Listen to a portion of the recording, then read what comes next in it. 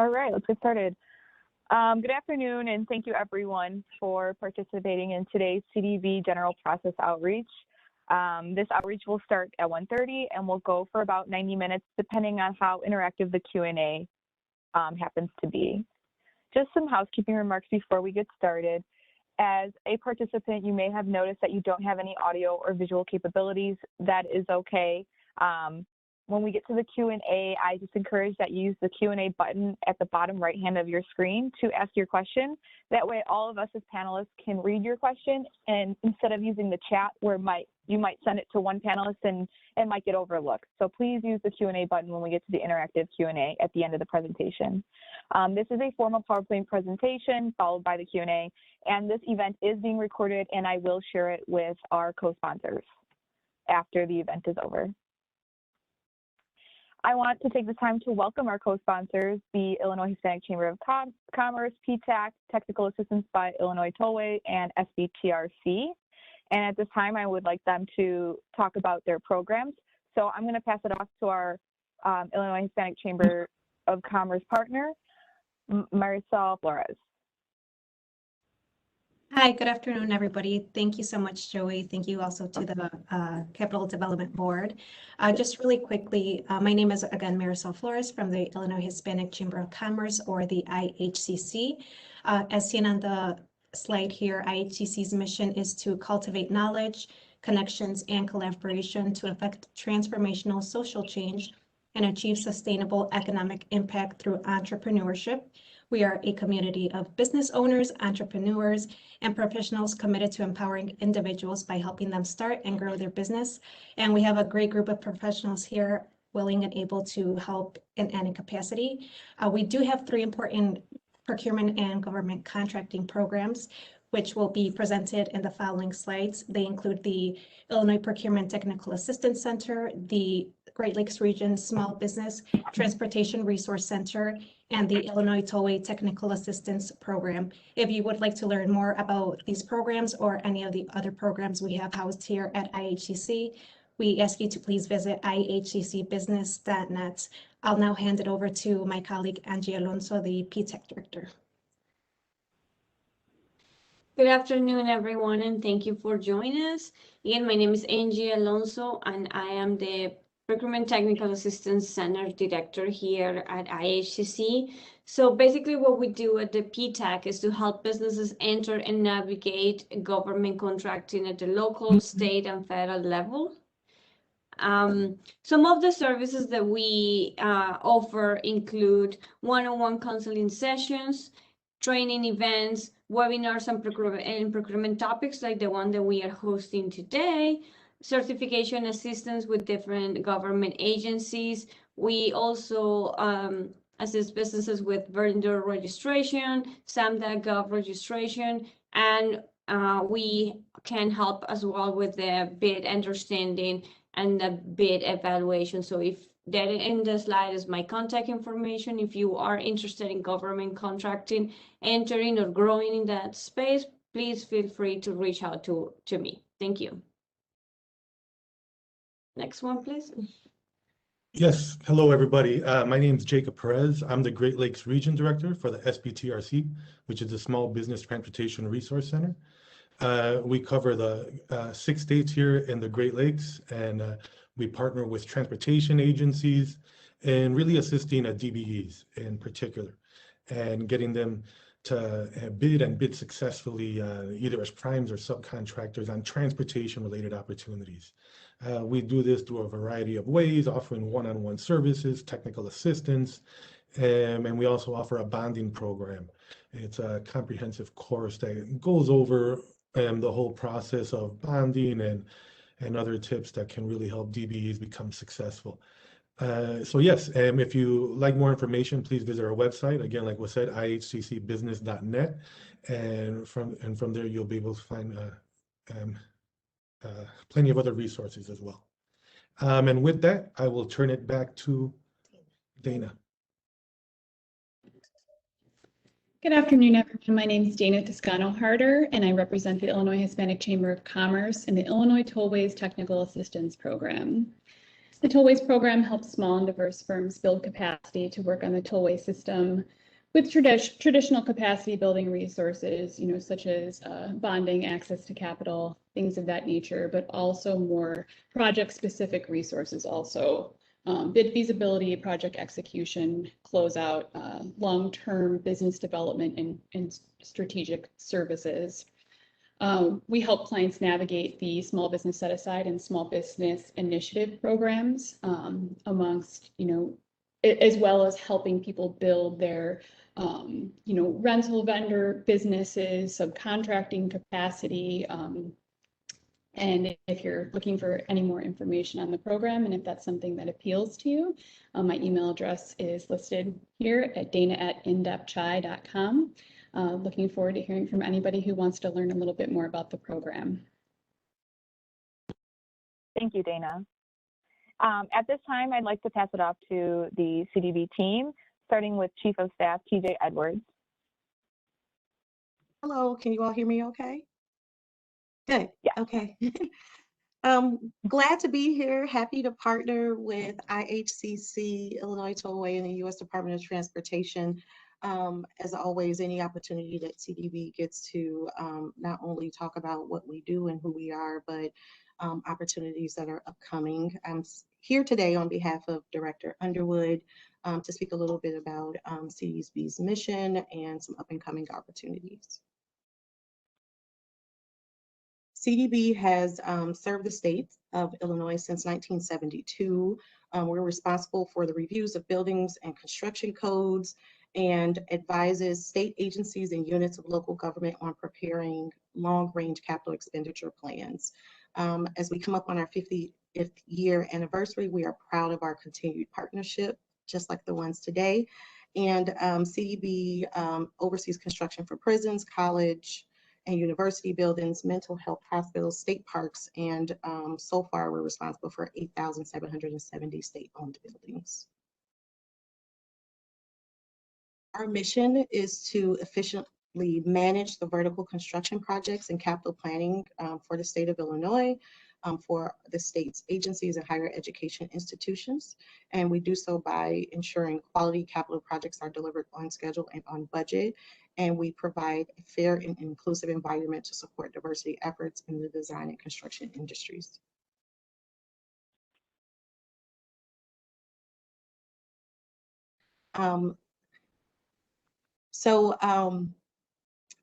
The Rebuild Illinois plan is a 6-year capital plan that allows for the strategic, consistent implementation of large programmatic projects involving new construction as well as critical investments in the deferred maintenance at state facilities and higher education institutions.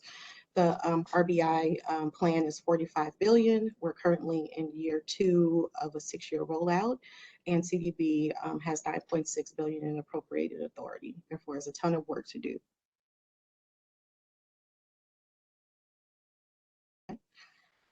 Get into some of the upcoming opportunities as we at CDB continue to evaluate and implement those programmatic investments.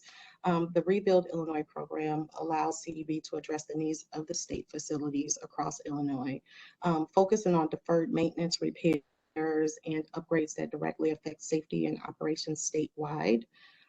In addition to that, the funding also supports the efficiency, productivity, health, and safety at state-owned buildings, ranging from the Department of Human Services all the way to the Department of Corrections and one of our important agencies, Department of Veterans Affairs, an agency that houses individuals 24/7 and state office buildings where employees serve the public. So as you can see here, we have projects that are replacing mechanical systems at Prairie State College for $5.3 million, as well as accessible veteran projects to replace an air handling unit at the Veterans Home in Manteno for $2.6 million. And what you can see here is a range of dollar thresholds. So $620,000 all the way up to the million. So significant span of opportunities available at CDB. Okay, and continuing with that, CDB also jointly administers the Independent College Capital Program with the Illinois Board of Higher Education, IBHE. The program provides private and non-for-profit colleges and universities in Illinois with financial assistance for capital projects. The Rebuild Illinois includes about $400 million for this program. And as you can see in these projects, once again, we have replaced the road and improved the loading dock at McHenry College. We have replaced roofing system at Sycamore Armory. And then we have upgrade HVAC systems in Erickson Hall Gymnasium at Wabansie Community College. So not only are we taking care of the state individual facilities, but also lending a hand, and the program provides funding to also address those higher ed programs that allow our up and coming professionals to have facilities that are up to par and up to code. And that's it. Thank you, Joey. Thank you, TJ. At this time, I'd like to pass it off to Jesse Martinez to talk about CDB prequalification and vendor registration. Good afternoon. As always, thank you for the opportunity to promote CDB and all the opportunities for construction, whether it's design or construction. We're all, as you know, vertical. So anything vertical is our world. And we always like to say, we don't do construction, you guys do construction. So we appreciate the partnership. To do business directly with CDB as a prime vendor, you must be pre-qualified. So when you're pre-qualified, it's a simple process application. We require 5 references. It's all commercial work. The other terminology you'll see a lot is the vendor registration. You do not need to be registered at bid time, but the vendor registration is simply a way, a method that we use to keep track of prime vendors, subcontractors. Everybody has a number, and that's how we keep track of who participates on all our projects. But it's very important. You're going to see pre-qualified, you're going to see certified, registration. These are all important, especially at bid time. So again, I'm going to stress pre-qualification. It's basically the process we use to verify that you can do and perform the work you say you can perform. On the AE side, all the professional services, you have to be pre-qualified if you're required to be licensed by the state of Illinois. Services like cost estimating, that type of service where you do not need to be licensed, you do not need to be pre-qualified on the AE side. Both pre-qualification registrations are active for 3 years. Next slide. Again, this is the vendor registration. This is simply, it's not required at bid time, but eventually you will need to be registered. Now, a lot of firms, they misunderstand when they hear, are you registered with CDB? They assume they can bid as a prime. The registration is simply a number we allocate for every firm, so we keep track of you as whether a prime or a subcontractor, and you're going to start to understand that we repeat it because it's worth repeating. A lot of firms have lost bids because they get these terminologies, these allocations incorrect. So vendor registration, so subcontractors, suppliers, everybody needs to be registered. That means you're allocated a number, and you can do this after the bid time, so it's not necessary for the bid. Next slide. So firms must be pre-qualified the day prior to bidding or providing submittals for selection. Now remember, if there are jobs out there, projects out there that you're interested, please don't wait until you see a job that you're interested to get pre-qualified, because it takes about 30 days, and you might not make the deadline to bid if you're waiting. So I suggest, if you're not pre-qualified with CDB, just get pre-qualified and you're ready for any opportunities that come down the pike. Next slide. So the 3 different types, like I said, architects, engineers, you must be pre-qualified, contractors, and we have a third, construction manager, program managers. Again, once you are pre-qualified, you're eligible to bid directly to the state as a prime vendor. Next slide.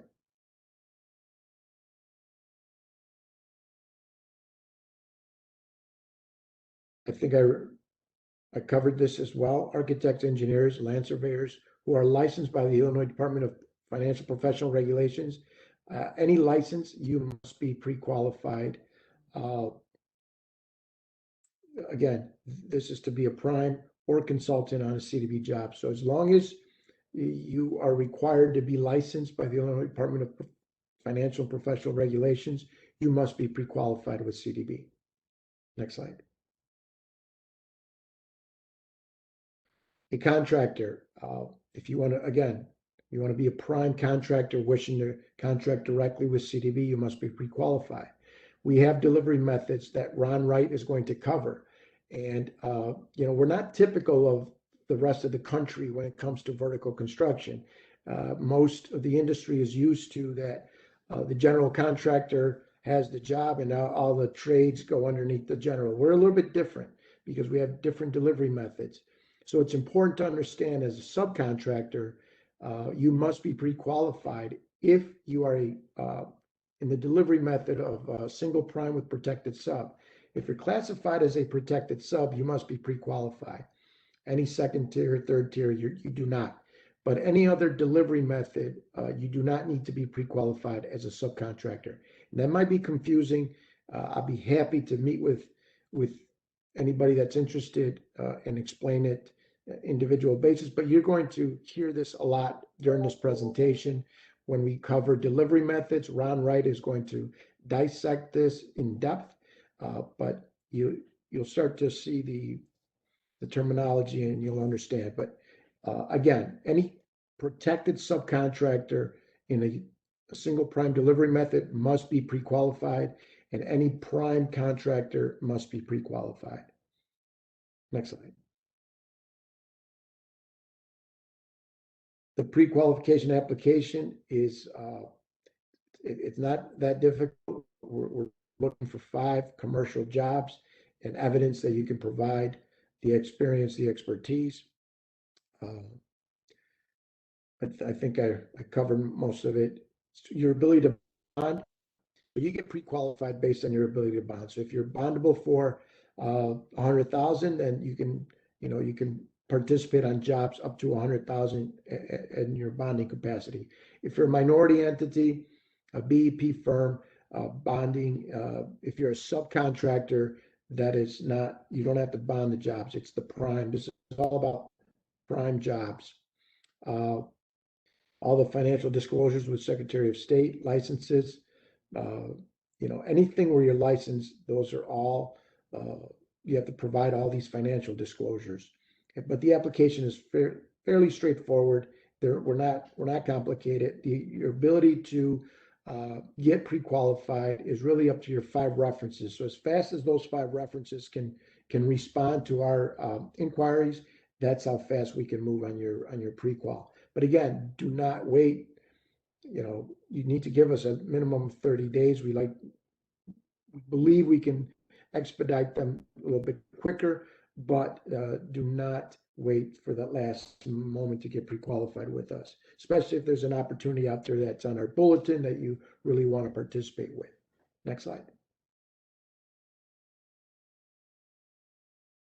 And the vendor registration on our website, our home website, this is the slide you go to find, and you click on the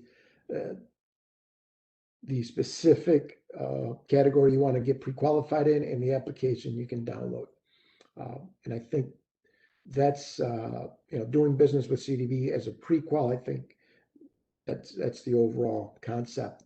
We're happy to meet with you individually and walk you through everything I just spoke on the pre-qual requirements. Next. All right, so I guess still up. This is, I was covering the contracts area. Capital Development Board, CDB, FEP Administrator. All FEP means is everything diversity at CDB. And that's the unit we deal with, from the workforce to the goal setting on the AE side to the construction side. So fair employment practices is everything diversity. Next slide. So on the construction, when we set goals, we split the state up into 3 sections, the A, B, and C. Typical goals in the northern part are going to be a lot higher than the goals set in the lower central part of the state. Any construction project that's $250,000 or more will have minority, women, and veteran goals. So we split those goals into minority, women, and veteran. On the AE side, any project over $1 million would typically have, again, AE would be minority, women, and then some veterans. On the AE side, we combine them. For the most part, it's a minority or woman. On projects over $5 million, will require minority and some split on minority and women participation. Now, if you're certified with CMS, if you're certified with the City of Chicago, Cook County, CMS now has a fast track that if you're certified with the City of Chicago, they can fast track you. When I say fast track, it should be a day or two to get you recognized by CMS to participate. When we split these goals, minority, women, and veteran, and you're certified through CMS as a woman, minority, veteran, you can be certified in all 3, but you can only be used to participate on 1 category. You can't use one firm to satisfy all 3 goals. So larger projects typically has higher, up to 30% goals, 35% goals up in the northern Cook County region. Those same projects down in the central, southern Illinois, you'll see goals around 12, 13, 10%. We set goals on the individual project scope. So we look at the scope of work, the dollar value, the region, and that's how we come up with the realistic expectations. So, you hear about good faith efforts. We try our best to set realistic goals so those are not a factor. But we understand reality, and we understand this is low bid environment and the availability of firms. But nonetheless, that's our approach to goal setting on each individual project. Next slide, please. So again, here we go with the designations. Again, we're going to really beat this language up because it's important. There are many firms, prime vendors that have lost bids. And when you lose a $12 million, $10 million bid because you didn't understand the difference between a pre-qual and a registration, I think it's worth these outreaches and really diving into, again, CDB pre-qualification. If you're a minority entity and you're certified with CMS, that does not mean you can come to CDB and bid as a prime. All that means you're certified with CMS, that's a CMS terminology, you own and control your firm. You want to participate as a sub, that's great. That's how primes use CMS certified firms to meet our goals. If you want to bid as a prime, you must be pre-qualified with CDB. And again, that registration with CDB, just because you're registered, that means you have a number. We can track you down on one of our projects, but that does not give you the right or the permission to bid as a prime. You will be disqualified if you're bidding as a prime and you're not pre-qualified. By the same token, if a subcontractor has a registration, that's great. That doesn't mean they're certified with CMS as a minority, woman, or veteran firm. So, this is, it can easily be mixed up, but that's CDB world, and those are our designations. Next slide.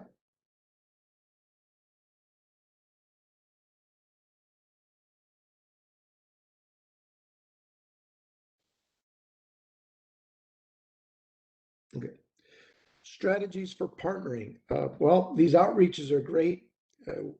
hopefully when life gets back to normal, the face-to-face will obviously be a lot more productive.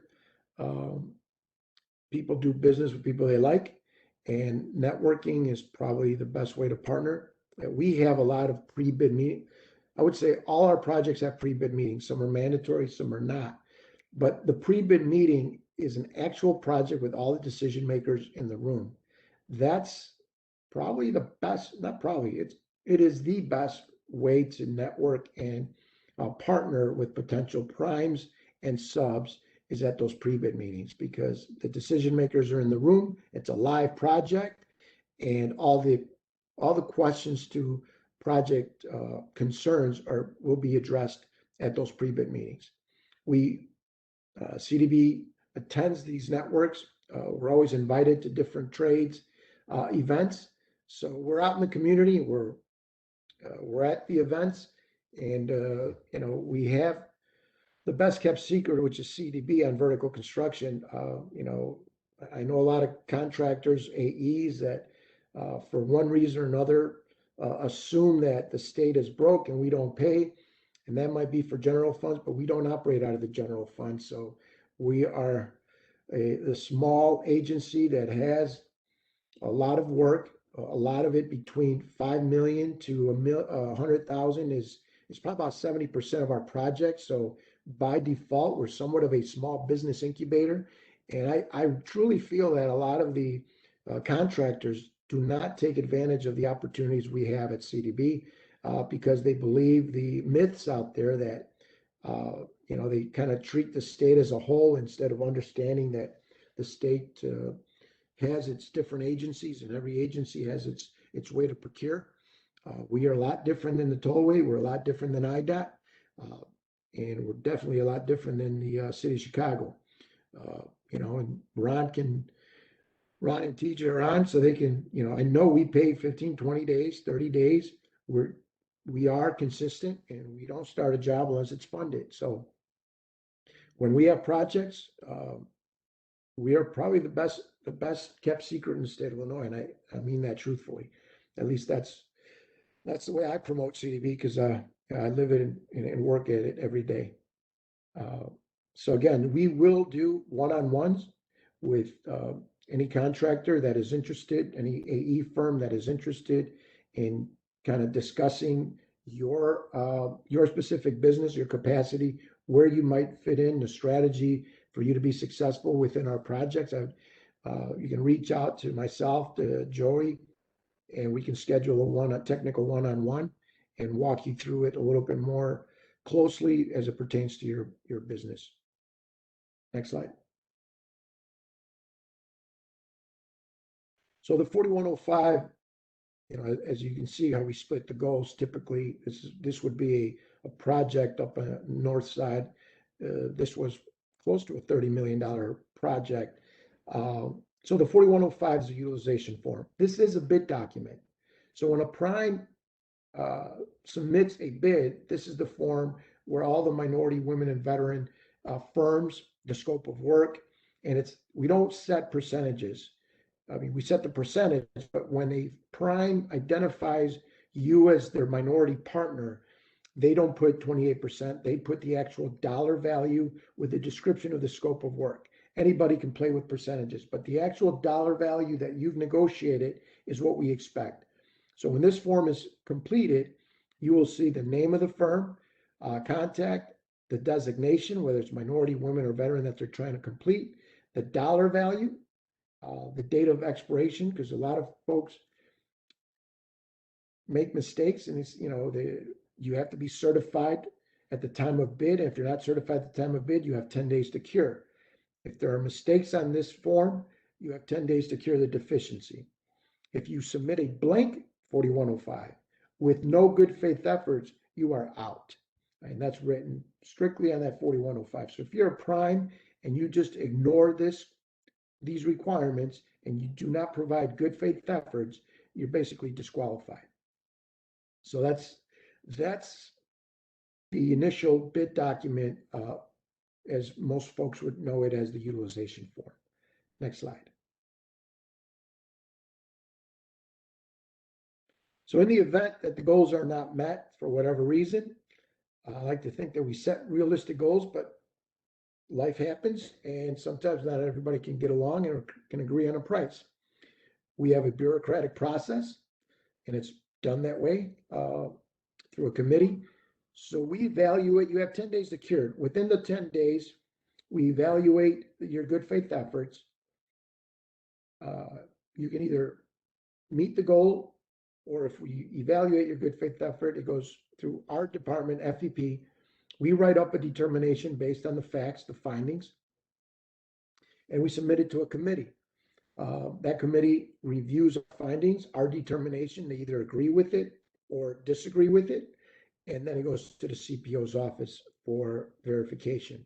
So we can come up with a determination that the committee finds, we either are being too strict or being too relaxed, and the committee, which is made up of legal and some representatives of CDB, advocates within CDB, and that's the process. So I warn a lot of the prime vendors that if you do not make that good faith effort, you're really putting the hands of your bid and your efforts in the hands of some bureaucrats with some opinions, because it's a very subjective process. But I think it's scrutinized properly, and we're looking for just proper documentations of what really is good faith efforts. So next slide.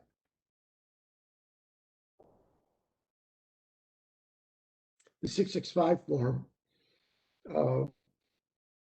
there was a proclivity from primes in the past to note a minority firm with the price, and then once they were awarded the contract, to ignore and just exclude that minority entity. So we had to incorporate the 665 form to make sure that the firms on that 4105 were aware and agreed to the price and to the scope. So the 665, once there's a letter of intent, those minority firms respond to us saying, yes, this is the dollar value we negotiated, and this is the scope of work, and I'm satisfying the minority, women, or veteran. Notarized and signed by the BEP firm, the minority, women, or veteran firm. Again, and it just comes from the historical practice of eliminating those minority partners once they were awarded, and there was no follow-up to assure. So this 665 is an important step in my process to make sure that everybody that was invited to the table is still at the table before we start the job, and that everybody agrees with the dollar value and the scope of work. And you might say, well, that sounds ridiculous, but yep, these are the practices that we have to deal with, and this is the form that we address. And I warn a lot of the primes that if they wouldn't commit half the bad practices, I would eliminate half our forms. But since the practices are there, the forms need to be there. Next slide. So just to give you a 30-foot view of BP practices, that 670 form, if a prime wants to replace a BP firm for whatever reason, they just can't replace them. They need a 670 form request, and that's where they justify, and we do our due diligence to verify that the minority, woman, or veteran firm wants out or cannot perform, or whatever the case might be. But it goes through an approval process, and that 670 form is the approval process. We monitor the contract schedule of value month to month to make sure that those firms that were on the 4105, 665, they're still at the table month to month, and that their dollars and the percentage of the progress of the project, that they're still participating. Lien waivers are vitally important, because if you're signing lien waivers, I'm assuming you're getting paid. So we're looking at your 4105, your 665 as a minority entity. We're tracking down, you're actually getting paid through those lien waivers. So if you sign lien waivers and you come back to me 3 or 4 months later, say I never got paid, my question to you is, why'd you sign lien waivers? If that's within our process, that's how I protect you That's how FEP protects you and assures you are not only participating, but getting paid. And the site visits is, we conduct site visits to make sure that if you're supposed to be working on that project, that you're actively on that project. We also have monthly manpower reports, so we track down the hours for the workforce and participation of those of those subcontractors, BEP, minority women and veterans. So this is our kind of overall assurance that we have eyes from the beginning of a project, whether it's designed all the way through closeout. Not only are you given, as a minority woman or veteran firm, are you given an opportunity, but you're participating and you're not being bid shopped during the course. So if you're promised $50,000 at the beginning of the job, at closeout, final lien waiver, that final payment should be $50,000. Anything less than that, we have some issues and the prime has to address it. But before we address it at the end, we watch it during the course of a project, month to month.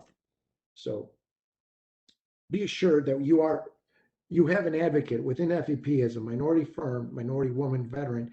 You have an advocate, because the more dollars are going to diversity, the more credit my program gets, and that's how we have to justify it to the legislators. So we're in this as an advocate with you to assure that those projects that you participate on, we are getting those credits for those dollars. And if I would prefer that beyond the subcontracting world, that we start having the discussion about primes. I prefer that most minority women or veteran firms bid our work as prime vendors. Like I said, we're by default a small business incubator.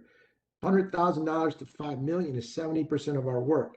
We should be able to bid that work on our own as a BEP community. And so my focus is to move from that subcontracting conversation into the prime.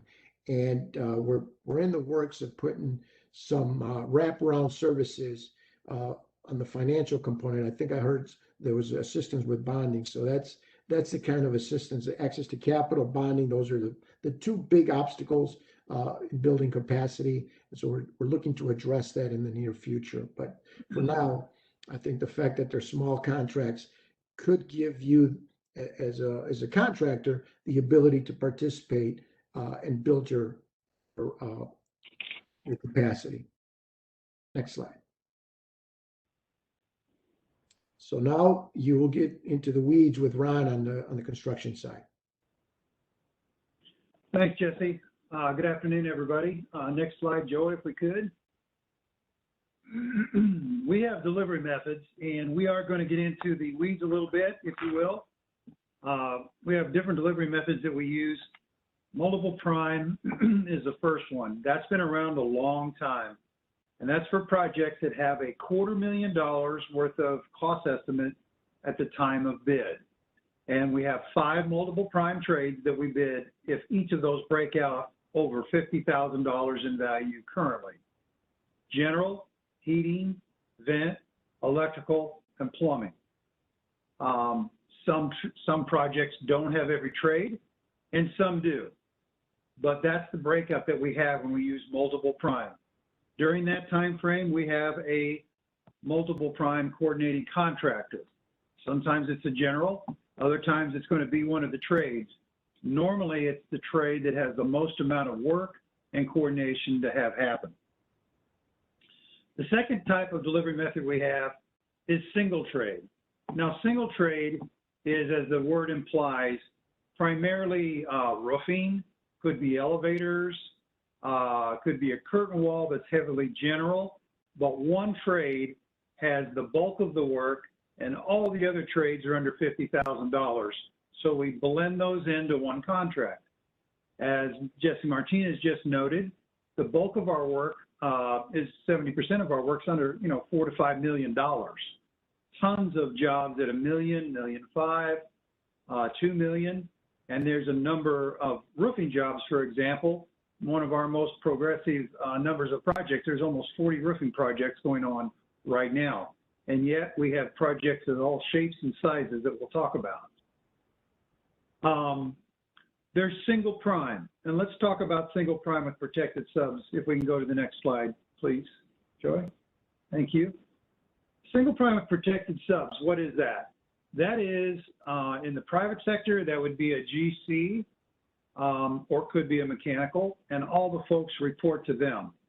There's no protections, there's no goals, there's no FAP aspects, and in single prime, we have protected subs by the type of trade. We've got over 80 completed single prime projects and currently many in progress. We see a lot of teamwork. We have much less change orders. It limits the claims because the prime contractor and the subs picked each other, and it also meets schedules. But part of the single prime with protected subs is also the protection, as the word implies. The protected subs have to be identified on bid day. They have to be identified by name, and those are generally the 5 multiple primes: general, heating, vent, electrical, plumbing. Occasionally there's asbestos and temperature control. But if you're on the protected sub list, as a prime contractor we're talking today, please ensure you have your partners by name and by dollar value identified.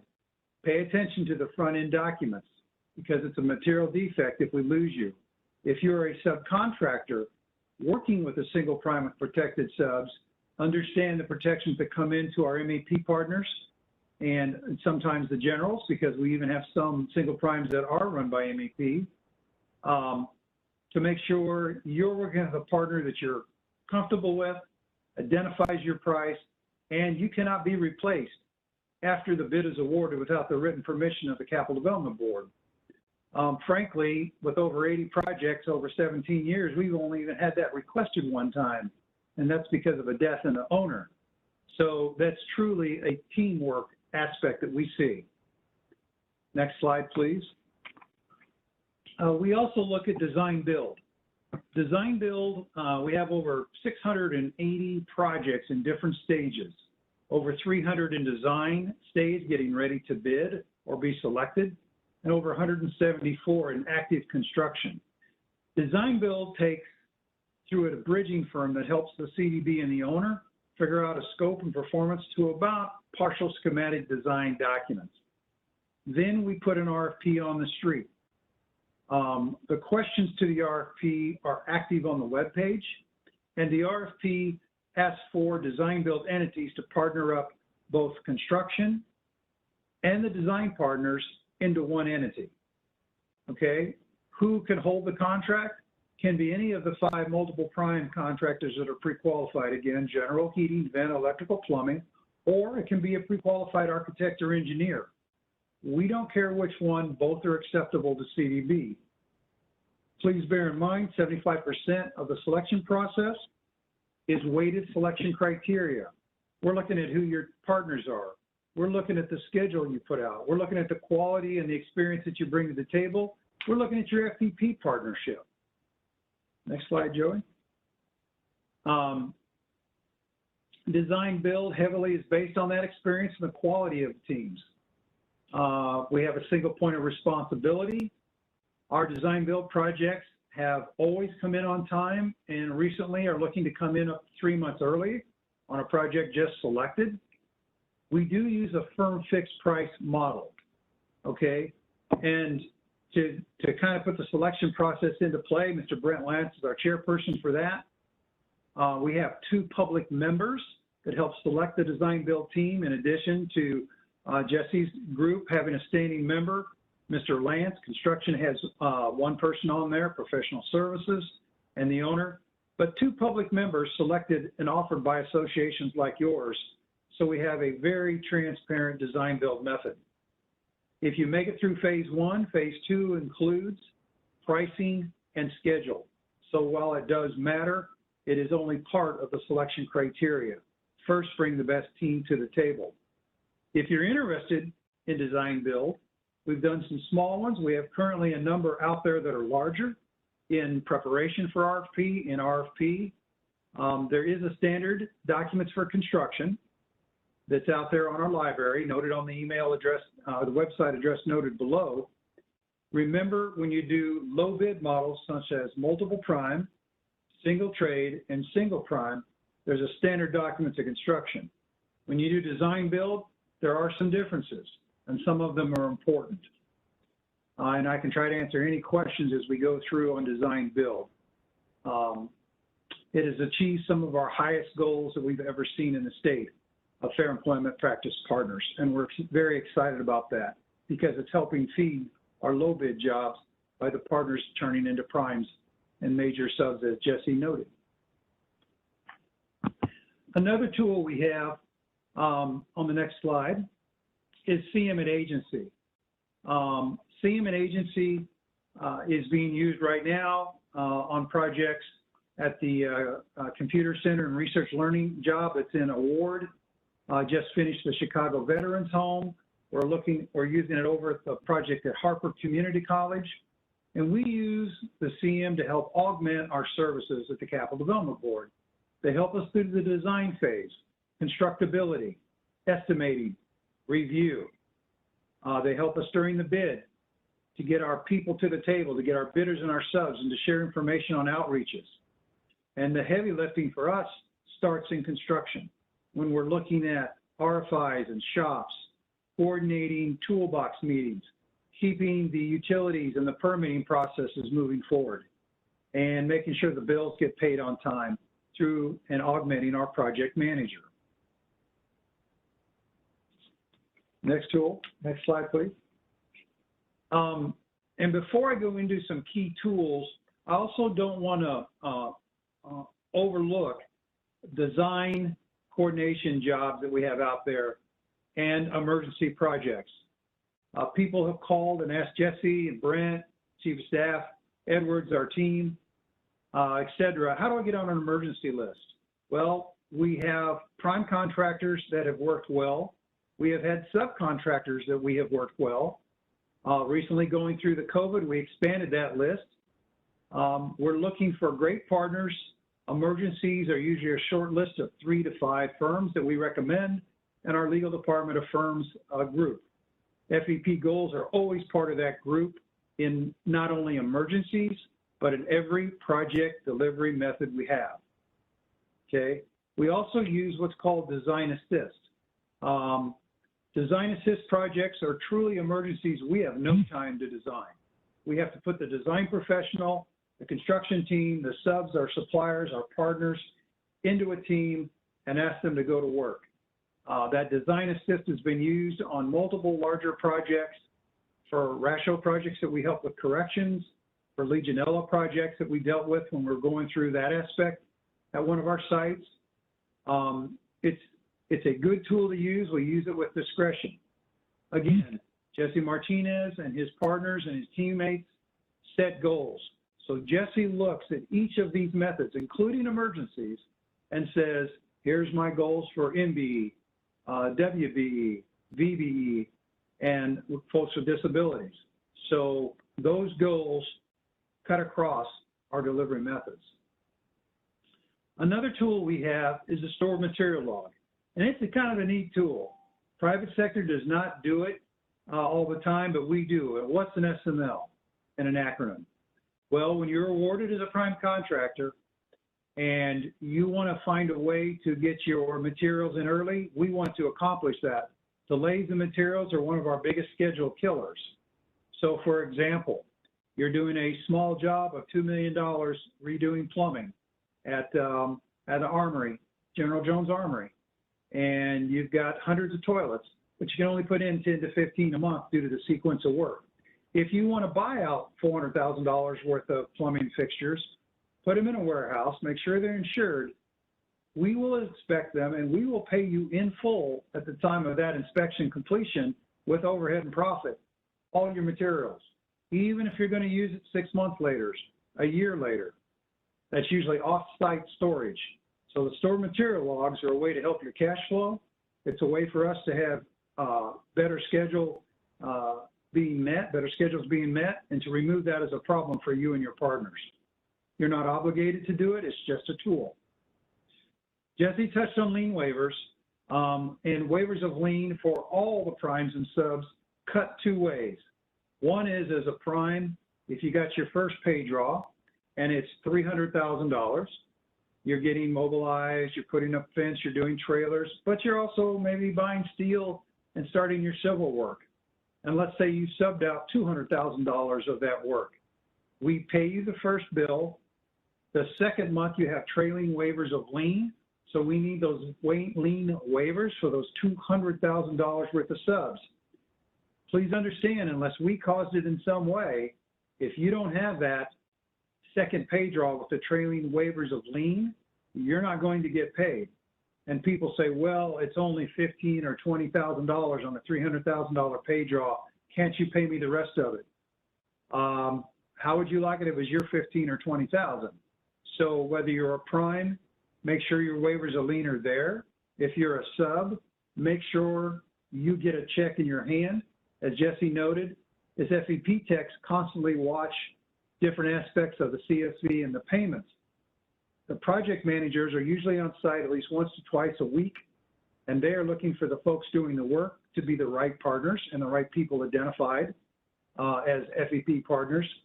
But if they see a waiver of lien and you signed it, our first blush is you've been paid. Again, as I said, it's a tough business. If you feel uncomfortable, if you feel like you signed it in error and you want to pick up the phone, my project managers are there, 39 of them across the state, 3 regional managers, Andrea Bauer in Chicagoland area, Tim Patrick in Southern Illinois, and Mr. James Cockrell in the central part of the state. They're available, as am I, as is Jesse. And we have these conversations more often than we'd like, so we're there for you. But working as partners are key. Critical path schedules. Critical path method schedules are used on 99% of our jobs. We're going to require those schedules a certain number of days before your first monthly pay meeting. Take the time to write them out. We're looking at them to see, have you got the right material and labor identified? Have you given the finishing people enough time for electrical and floors at the end of the job? Are you coming out of the ground in a timely manner?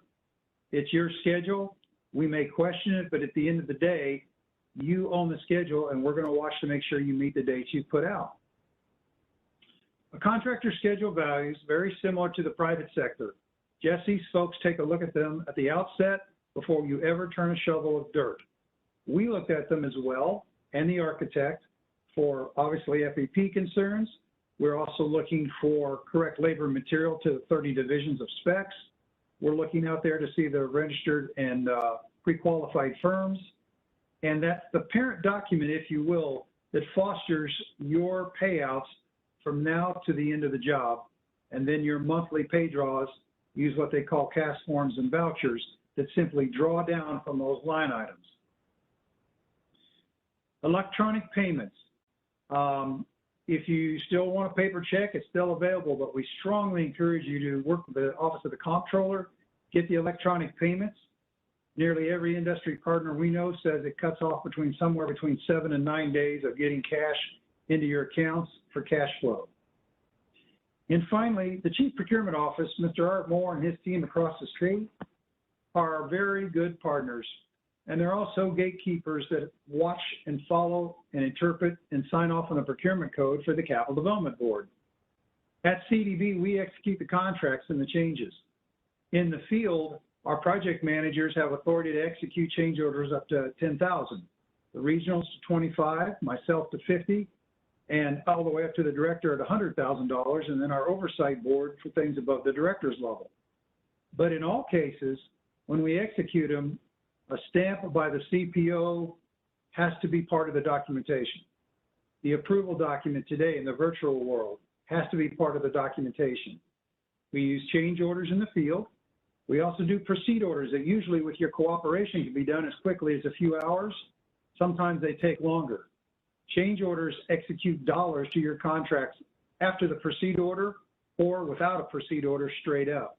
And they're detailed and they require some in-depth review of the cost. In any event, the CPO's approval is necessary in the written documents. So please, even if I call desperate for a $48,000 change order, if I'm that desperate, I will reach out to Mr. Moore. Even there's occasions proceed orders aren't there fast enough. They will write an email and say that lake dam is breaking at College of DuPage, you may plug it within 5 minutes. That's how fast we can move, and that's an actual example. So just some tools for your consideration in construction project delivery methods and operation. The next slide is qualification-based selections. And this is Mr. Brent Lance. He obviously has a lot more hair than I do, and he's actually out there doing interviews today, doing a primary function, selecting architects, engineers. He is our QBS based selection administrator. We'll go to the next slide, and we'll talk a little bit about the e-selection process. How do the design professionals get their work? How does it flow? The legislature approves projects. The Governor's Office of Management and Budget releases those funds to CDB, and unless we have an emergency protocol, which we'll talk about, we move to qualification-based selection. Under qualification-based selections, we have multiple ways to do business. Let's talk about the other selection methods just for a moment, if I could, then a full QBS. Small contracts under $25,000, we need a design professional. We need him or her out on the job site. We really need a survey. We also have what they call IDIQs, which are smaller contracts, indefinite quality, indefinite amounts of quantity, good quality. And we have architects, engineers around the state. They can be called on a moment's notice. We have a contract in place. We recently sent them down for a fire protection job at the DuQuoin State Fair. And those contracts are spread across the state. But there are also other small contracts. We need a structural engineering report at Stateville Correctional Facility. Whatever we need, smaller design services, under $25,000, we're able to use that. There are emergencies. Emergencies have their own set of specific criteria in relation to the procurement code. When we have an emergency, when we need an architect engineer to do more than a small contract, and we may need them to do abbreviated specifications in a hurry or even do design assist.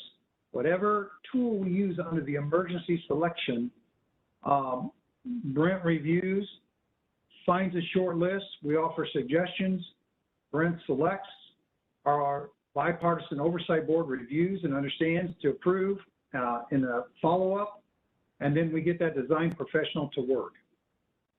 He spreads that work around. Those are posted on our webpage. There's called best interest projects. For example, we go through a project, it has to be put on hold. We then restart it with permission 8 months later. The architect engineer of record has inherent knowledge, has done a significant amount of work, and we call that a best interest. We restart that job, and we're able to use their services. Or if they're working at the site, time is important, but not quite an emergency. We may say it's in the best interest because of their inherent knowledge of a job site. These three, though, are really the 10%ers, the exceptions to the main delivery selection process for architects, engineers, or full QBS. In a full QBS protocol, we advertise projects in a professional services bulletin. If we go to the next page, please. You will see an example of that bulletin. This is Bulletin 268. These are on our webpage historically. It lays out a table of contents. Then it has the projects that we are applying for design services for. Our design professionals submit their projects in a certain form on the next page, which is called a 330. Now, this is an update to an old 255 we used to use at the state. Brent took a look at the federal requirements, did some very good items in here on a 330 application form that requires people to fill in the blanks so we don't have to disqualify people for that from the design community. Those get submitted by the deadline noted on the bulletin you just saw. It has qualifications, it has history, it has names of your partners, it has your consultants, engineers. Sometimes the architects lead the work, sometimes the engineer gets the contract and hires the architect. But in all cases, the 330 form lays out the abilities and that's what you need to do to apply. The CDB staff then takes these, and we can go to the next slide, Joey, please. They take these different selections and they take the 330 forms and they call pre-screening is done. That pre-screening is done by some of our professional services people, some of the fair employment team, some of the construction people, some of the programming folks. They look through this. That team is always changing, so there's no bias in there. There's always new people stepping to the table for selections for Brent's work. Fiscal year 21, we've had 72 different selections, 40 projects with goals, 687 submittals given, and 56 different firms selected to give you some flavor of the work we have going on right now. The next slide is 237, and that's about to be broken by this month's submittals, I'm told, but that is the single largest number of AE submittals for a design professional services bulletin we've ever had. I believe this month it's actually pushing 280, but until it's official, we'll go with this number. There's a lot of good firms applying for work, and we're excited about that. As we go to the next slide, if we'll hold on for just a minute on submittals before we talk about the numbers here, I wanted to bring to your attention that the QBS Selection Committee has now had a bulletin put out there. Design professionals have submitted. We've pre-screened, and then a selection committee, a different group of people from the pre-screeners, does the selections. The whole point here is transparency in picking architectural and engineering firms. They rank them in 3 firms in order of preference. And then we take those to our capital development board, to our chairwoman, Ms. Rhodes, and our team. They take a look and approve or disapprove our architectural and engineer selections under full QBS process. I think it's important, if I can now, to focus back to the slide in front of us from FY17 through, and for the next week, FY21, as we wind it down. You see how we were doing with our minority, women, and veterans participation as compared to all other firms, as compared to the total. The number has climbed steadily over the last 4 years from 24% to projected almost 38% as of the month of June 2021. And that's not by mistake, but by intent, as we actively seek out partners through these outreaches, through Jesse's efforts, through Brent's efforts, and it's exciting to see the difference. The next slide talks about opportunities. There's a lot of opportunity coming down the road for professional services bulletin, and I think as well as construction jobs to be bid, and we're excited and hope you'll take a look at them. Joey, do we have time to take a look at the webpage at this point, or would you like to do a different order, or is that okay? Let's take them to the webpage. Okay. Let's go, I'll let Joey load us up here a minute to show you real opportunities right now.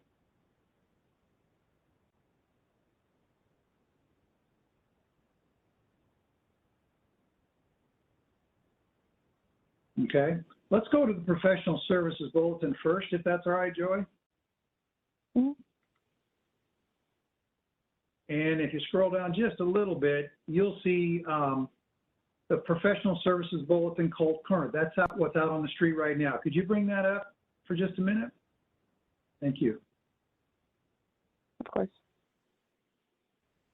Okay, there's professional services bulletin 279 for the month of June. And we can scroll that down. All right, there is a page of projects. Air handlers at, I'm sorry, can't read the top, Joy, thank you so much. At the Veterans Home at Manteno, locking systems down in Morgan County and Jacksonville, replacing of a generator at LaSalle, Kewanee Life Skills Roofing Project over in Henry County, down again to Jacksonville for a security system, et cetera, et cetera. You see a host of those project numbers that represents, along with the titles, the boards, 19 boards and agencies we serve, and those 800 numbers at the bottom are community colleges in Cook County, McHenry County, Williamson County, another one up at our friends in Morton County, Morton Community College and Cicero. And then you go to page 2, and here's another loaded group of projects in design. Now, what does that mean to all of us? These are all higher ed jobs scattered across the state, these 2 pages, and thank you, Joey, for that. That's telling the design community, we'd like you to come be our design partners, or I'm just doing a guess that looks probably approaching 24 projects. But what it means to the bidding community, we'll show you in a minute. Somewhere in about a year from now, these projects will start hitting the street for bidding. Joey, could we back out of that and go to the bid information newsletter, please? I'll take us to CDB's homepage again. Okay. And then. All right. So we come to the homepage, and then we go to procurement at the top. Bulletin, and we go to what's called, there you go, the bid information newsletter. Okay.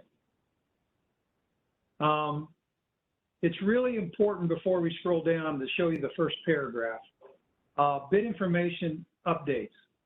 There is the possibility here, if you click on that, it would show you the way to get electronic notifications of all our construction jobs. You can see the 5 boxes here that Joey's going over. Art and architecture, if you have artistic ability, we do those contracts. We have the AE selections we just talked about in the bulletin.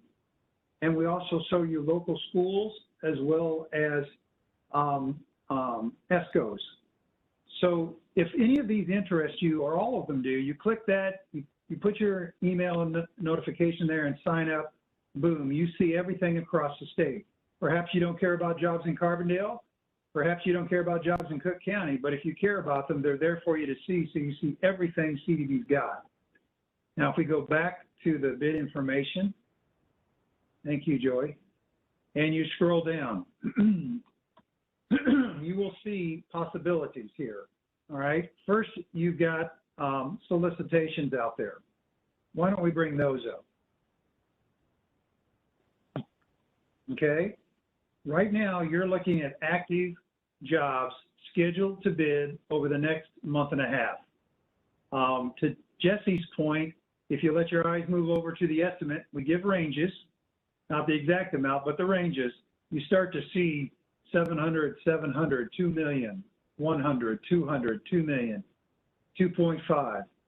Yes, there are some 5 and 12 millions further down for the ventilation project at Chicago Heights and the replace the elevators. I believe that's Malcolm X. Open that one up if you would in Cook County, the 05 job when you have a minute, please. Joey, thank you so much. So yes, we have large jobs. Here's a job for Globetrotters. We're working together with City Colleges of Chicago at Malcolm X. We're excited about that job, and there's detailed information who to call, as well as being on plan rooms around the city and county and state, many of them by associations like your own. But the bulk of the work, if we go back to the list, Joy, shows a lot of small jobs. That's our bread and butter. So I hope that helps to show you projects from July all the way through August 18th are set out there to bid. And many of them, Chicago, Cook County, Chicago, Godfrey, Collinsville, Quincy, it's all over the state, but a fair amount of work in the Chicagoland area. Joey, anything you want to add to that, ma'am? No, that was good. Thank you, Ron. So those are opportunities that are out there right now available. There's even futures beyond that, but there's at least 24 jobs there in our immediate future that we hope you'll take a look at, both from the design community and from the construction sub-community. And I sure appreciate your time today. Thank you. Thank you, Ron. I know we did get a few questions coming in while you guys were presenting, so let me pull those up. But in the time being, as I'm pulling that up, I just want to let everyone know the PowerPoint presentation that you saw today will be shared with you in an email after this. And the one-on-one technical assistance meetings that Jesse mentioned during his portion, I will be sending out a feedback survey, and in that feedback survey, there will be a question in there if you're interested in having a one-on-one meeting with Jesse. If you do select yes, I will reach out to you and we will coordinate a time that works for all of us. It will be a virtual WebEx meeting.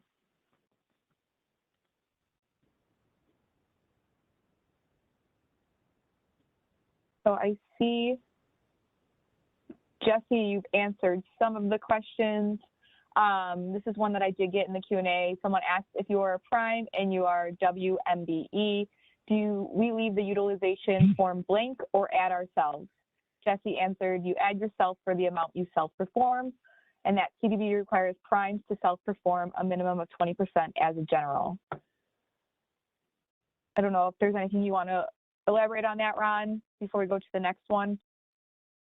Jesse has it right on the general, dead right, of course. The only thing I would offer that if you happen to bid as a prime, as a mechanical, that does require that you self-perform 40%.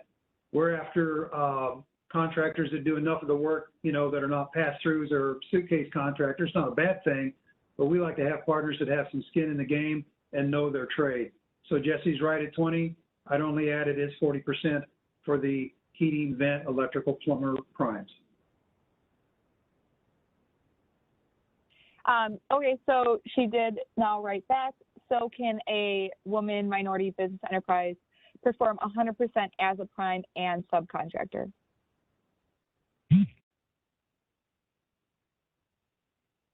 Jesse?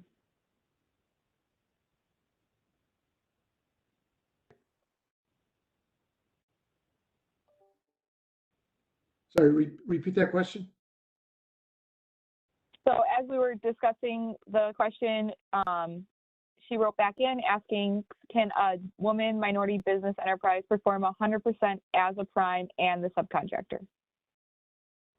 So if you're a minority, you have to bring in a woman partner and a veteran. So if we split those goals, one entity cannot satisfy all three categories. So as a prime minority, you still are required to bring women-owned firm and veteran-owned firm. Likewise, if you're a WBE, you have to bring a minority and a veteran to the table. So you can't self-perform all. You have to share the wealth. Thank you, Jesse and Ron. Another question that came in is, we purchase land on behalf of public agencies for highway construction jobs. Does the CDB request proposals for negotiation professional services? If I understand the question correctly, and you can easily please correct me, when we do a QBS selection, you win the work. If you're asking for professional services, i.e. design services, professionals come in many varieties, but I believe you're talking about design services. You go through a QBS, you are selected, and then you negotiate with our contract executive for a fair rate. On the reference library of the webpage that we just went over, there's what's called a central fee negotiation manual, centralized fee negotiation manual, and it lays out the categories for design and professional services.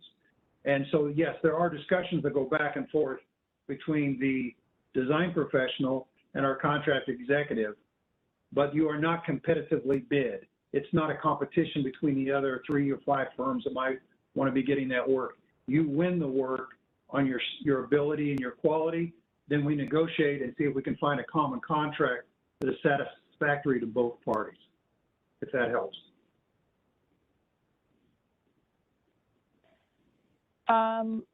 So they added on to that saying, we meet and negotiate with property owners and make offers to purchase the land needed for construction.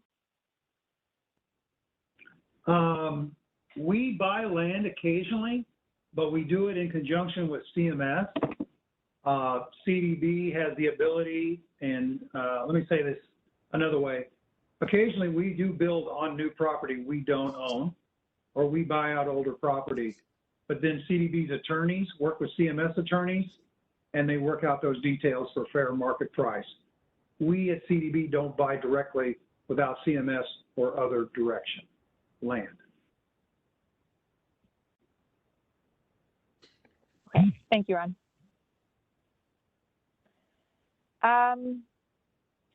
These are the only questions I'm receiving now. I'll let this stay open for another 60 seconds just to see if we get any other questions in. Angie, I don't know if anybody at Illinois Hispanic Chamber of Commerce wants to close out with anything.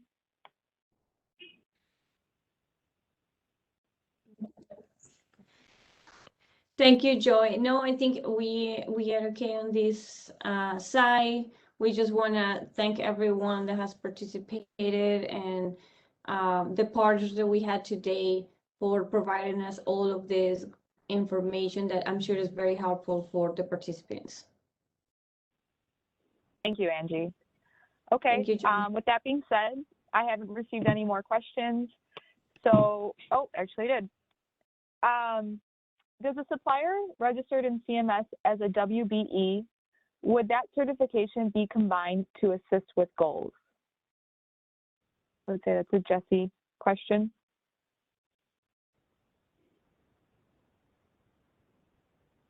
I'm sorry, I did not understand. Please, Joey, can you repeat that? I don't.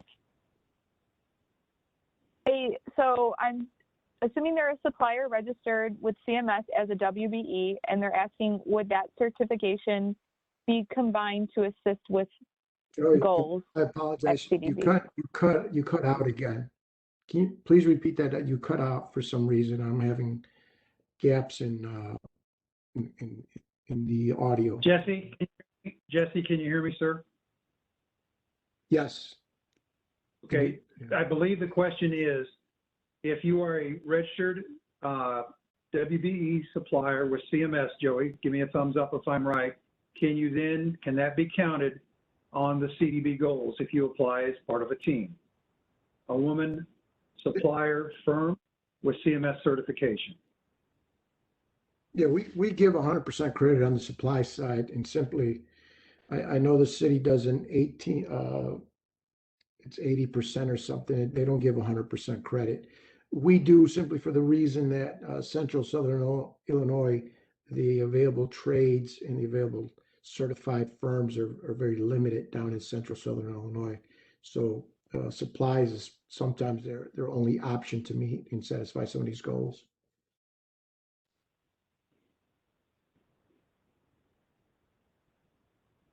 Thank you, Jesse. For some reason, Joe, I hear in and out for some reason. Not sure why. It has to be me then.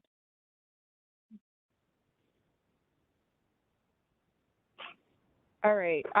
So can you hear me clearly now? Okay, good.